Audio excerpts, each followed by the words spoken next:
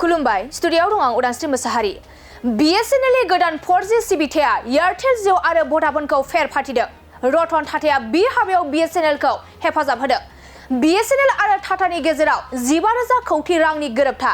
नंगौ, जिअनि रिचार्जनि बेसेना बांनायनि उनाव गोबां लाख सुबुंफोरानो BSNL बाहायनायखौ नुनो मोनदों।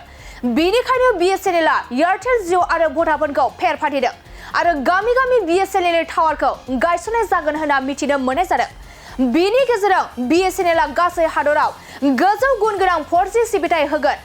आसामाव BSNL आ फ्राय 3,000 टावार गायसनगोन आरो BSNL आ 5G सिबिथायनि थाखायबो थियारि। बे समाव BSNL आरो टाटाजों लोगो नांनानै एयारटेल जिअ आरो भडाफोनखौ चेलेन्ज खालामदों। आसामाव BSNL नि कास्टमार केयार सेन्टाराव सुबुंफोरनि होंगो दोंगो। BSNL आ 9,000निबो बांसिन 4G टावार फसंदों आरो BSNL आरो टाटाया टावारफोरखौ थाबैनो 1 लाख बानायनायनि थांखि लादों। जाय जायगायाव BSNL नि नेटवर्क गैया बे जायगायाव थाबैनो BSNL नि नेटवर्क मोननो हागोन आरो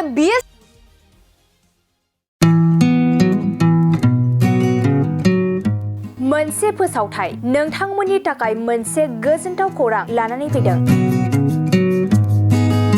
चिरां जिल्लानि सिङाव थानाय काजलगावनि सिफुं हटेलखौ गुवाहाटी नोगोरनि साखाथियाव थानाय सानसारियाव गोदानै मोनसे सिफुं हटेल ब्रान्च खुलिनाया नोंथांमोननि थाखाय गोजोनथाव खौरां लानानै फैदों।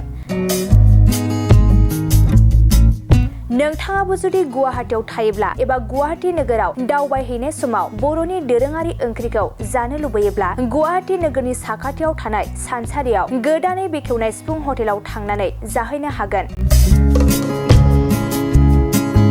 बे सिफुं हटेलाव नोंथाङा बाङाय बेसेनावनो बर'नि गोबां गुबुन दोरोङारि जाग्रा ओंख्रिफोरखौ मोननो हागोन। अनला दाउ, सबाय दाउ, अमाजों नारजि, मैथा अमा, ना बाथोन, थारुन अमा आरो गोबां बायदि बर'नि ओंख्रिखौ बे बर'नि सिफुं हटेलाव मोननाय जायो।